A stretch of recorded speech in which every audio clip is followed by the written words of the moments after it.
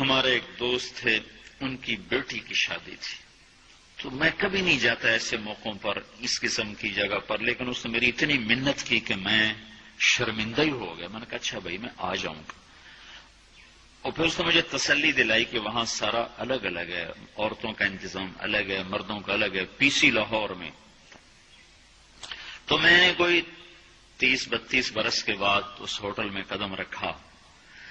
ماضی کے دھندلکوں میں جھانکتے جھانکتے کتنی صبحیں کتنی شامیں وہاں گزری ہوئی تھیں غفلت کی.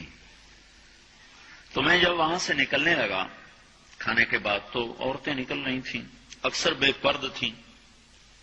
تو وہاں گیلری میں مجھے کسی نے روک لیا، وہ مجھ سے بات کرنے لگ گیا. میں کھڑا ہو گیا. دائیں بائیں کچھ اور عورتیں کھڑی تھیں. اتنے میں سب کی نظر پیچھے لگی، عورتوں کی بھی مردوں کی بھی. تو مجھے سمجھ میں نہیں آیا کہ یہ نظریں پیچھے کیوں اٹھ رہی. کیا دیکھا، میرے قریب سے ایک خاتون گزری جو سر سے لے کر پاؤں تک مکمل برقعے میں، ہاتھوں پہ بھی دستانے تھے اور پاؤں میں جرابیں تھیں، اور ایک بالکل سادہ سا برقع انہوں نے پہنا ہوا تھا.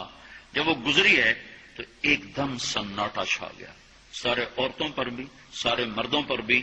تو مجھے اس وقت خیال آیا کہ یہ حق ہے. یہ سورج جب چمکتا ہے تو ہر ایک کو اس کی روشنی نظر آتی ہے.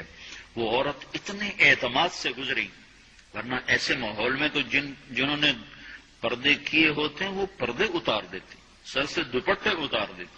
وہ اس میں اس طرح گزری، سب کی نظریں شرم و حیا سے جھک گئیں. وہ عورتیں جن کے دوپٹے کہیں جا رہے تھے ان کی بھی نظریں شرم و حیا کی وجہ سے جھک گئیں. یہ مسلمان عورت کی پہچان ہے. یہ فاطمہ کی بیٹی ہے، یہ خدیجہ کی بیٹی ہے. یہ مغرب کی ننگی بیٹی نہیں ہے کہ جہاں ماں بیٹی کا تصور ختم کر دیا گیا ہے.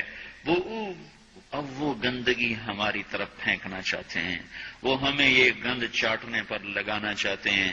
اور ہم اللہ کی منت کر رہے ہیں، یا اللہ تو اس نظام کو توڑ دے. ہماری تو بے بسی ہے. ہماری بیٹیوں کے سر سے دوپٹے اتر گئے، کپڑے مختصر ہو گئے. عجب حال ہے. حیا پتہ نہیں کہاں ہی روٹ کے چلا گیا، نظر ہی نہیں آتا.